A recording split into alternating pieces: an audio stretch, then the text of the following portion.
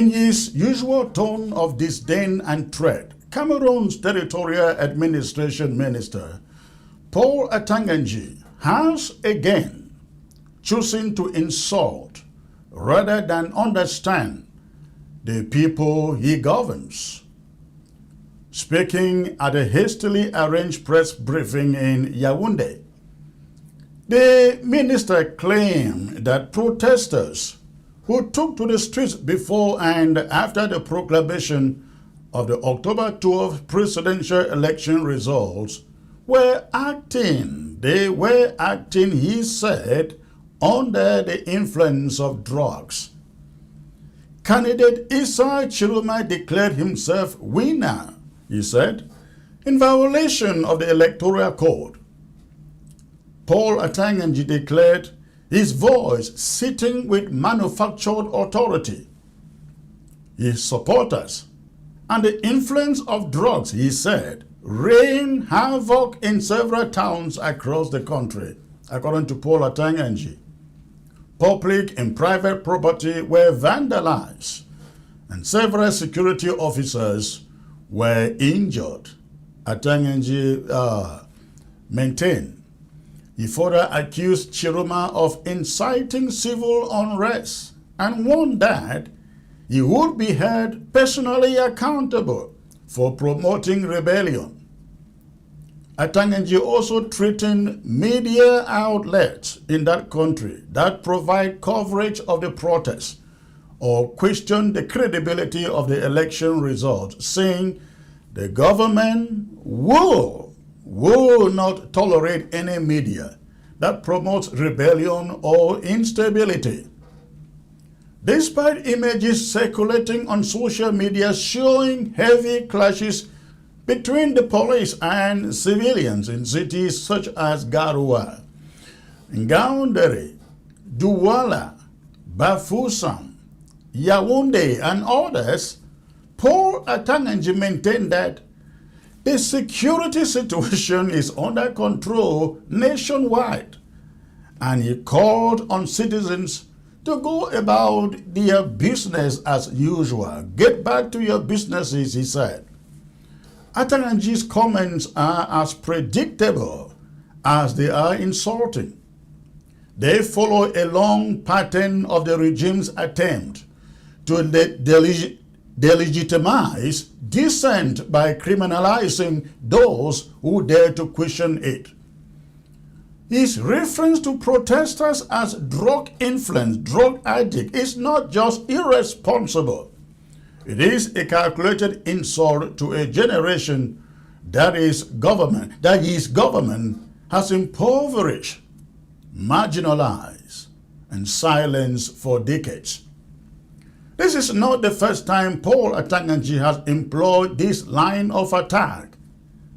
In moments of political crisis, he resorts to the language of demonization, turning citizens into enemies of the state, youth into addicts, and opposition figures into terrorists.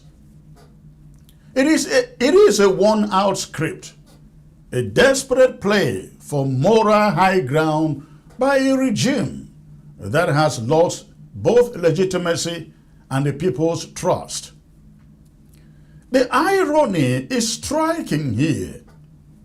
The same government that has presided over the mass unemployment of young Cameroonians, the decay of schools and hospitals, the suffocation of industries, and the collapse of national morale now dares to accuse its disillusioned youth of being under the influence of drugs. But who in truth is intoxicated? The youth who have been their futures, who have seen their futures stolen, or the regime drawn on power and delusion? There is an old saying, give a dog a bad name to hang it. That is precisely what Paul Atanga and his government are doing to Issa Chiroma and the thousands who took to the streets in anger after the proclamation of the October 12 presidential elections. By branding them as drug addicts and violent mobs, the regime creates a false moral justification to unleash repression, arrests, torture, disappearances, and the silencing of every dissenting voice in that country. It is the oldest trick in the dictator's book. Demonize your critics, then destroy them. Accusing Issa Chiroma of inciting violence is laughable in a country where violence is the daily language of governance. It is the police who shot unarmed civilians. It is the gendarmes who break into homes at night. It is the military that fires live rounds at peaceful demonstrators. And it is poor Atanga's own ministry that signs off on every crackdown.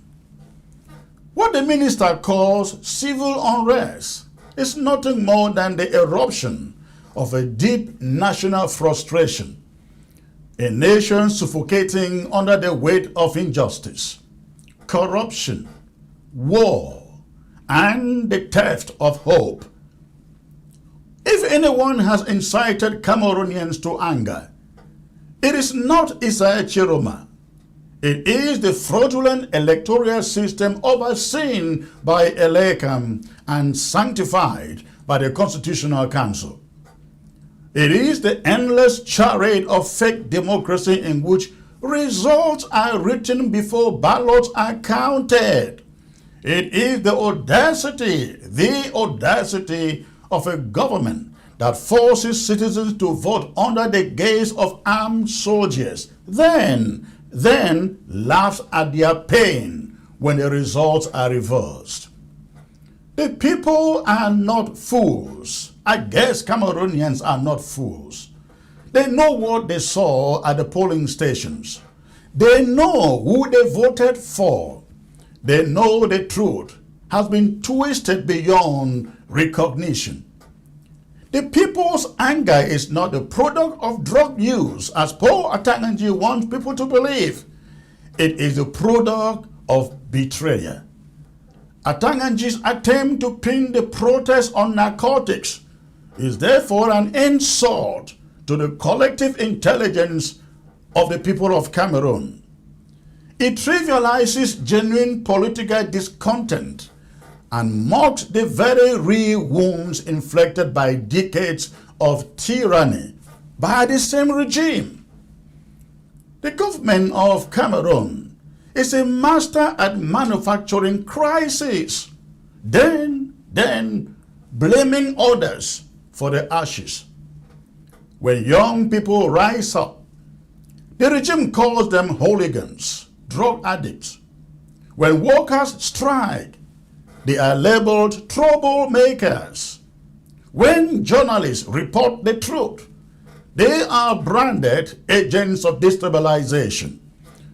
The real destabilizers sit in high offices in Yaoundé, signing decrees that drain the nation's lifeblood. They steal public funds meant for schools and hospitals, and they rig elections with the same precision used to rig tenders. And when the people can no longer breathe, they are told, go about your business as usual, go back to business. But how can the people go about their business as usual, normally, when there are no jobs, when schools are underfunded, when hospitals are empty, when even electricity and water are luxuries for the majority? How is it possible? How can they go about their business normally when their votes have been stolen, their voices muted, their hopes crushed under the boot of an aging autocracy? How do the wounded pretend to be well? Atanga speaks as if the country were a playground where ye alone get to set the rules. But the people are no longer fooled. They see through the mask. The minister may control the television screens, but ye cannot control the truth in the hearts of the people of Cameroon. Those guys, young men and women you find on streets. Cameroon's ruling elite, now in its twilight years, operates with a moral blindness so profound that it no longer understands the meaning of empathy or accountability. They have ruled so long that they mistake endurance for legitimacy.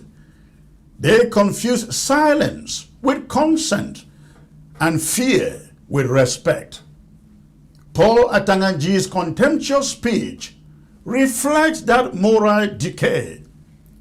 In his world, the youth are not citizens, they are potential criminals. Opposition leaders are not rivals, they are enemies of the state. Journalists are not watchdogs, they are traitors. Such thinking explains why the regime remains trapped in perpetual crisis. It cannot reform because it cannot admit its own guilt. That's just what it is. This is the point. The young people protesting in Cameroon streets are not. Again, they are not on drugs. They are on despair. They are high on disappointment and overdosing on helplessness. That's what they face. They have watched the same faces rule them for over 40 years. 40 years. They have seen promises recycled and dreams deferred. They are living in a nation where merit is mocked, where corruption is rewarded, and where truth itself is illegal. Calling them drug users or drug addicts is the ultimate act of cowardice from Atanga. That is what it is. That is what it is, and they created the economy the young people face. Isaias Chiroma's declaration that he won the October 12th election is not the act of a madman or a criminal, not at all. It is a cry of a patriot who refuses to bow to a fraudulent order. Chiroma's courage to say, "I am the rightful president," is the spark of national conscience, long buried under fear. For Paul Atanga to call that rebellion only exposes his own fear, the fear of truth. When Chiroma calls for justice, he is branded a troublemaker. When citizens march for transparency, they are branded addicts. When journalists expose corruption, they are accused of treason. This is the Orwellian reality Cameroon now lives in. A land where truth is sedition and silence is citizenship. Atanga's call for citizens to go about their business activities as usual is perhaps the cruelest line of all. How can a country be normal when it is bleeding? How can a mother who lost her son to police bullets return to selling tomatoes as if nothing happened? How can a student whose ballot was trashed in broad daylight return to class believing that effort still matters? How can the nation, the country, act as though it is whole when the wound of electoral theft and fraud still festers? The minister's call for no mercy is a demand for silence. It is a command to forget. But a people that forgets its humiliation becomes complicit in its own enslavement. In the end, In the end, Paul Atanga's statement is less a reflection of authority than of panic. It reveals a government rattled by the truth that the people have stopped believing them. For decades, the regime relied on propaganda and fear to maintain control. But now, both are failing. The people are no longer afraid, and the propaganda no longer convinces. Every insult, every arrest, every threat only deepens the gulf between ruler and ruled. The minister may think he is defending stability, but in truth, he is defending rot. The house is collapsing, and he is blaming the wind. Paul Atanga's press statement will be remembered, not for its content, but for its contempt. It is the latest evidence that Cameroon's rulers have lost their ability to govern through persuasion and now rely solely on intimidation. By blaming protesters for being on drugs, the minister has confirmed what the nation already knows, that these regimes reflect is to criminalize its victims and victimize itself.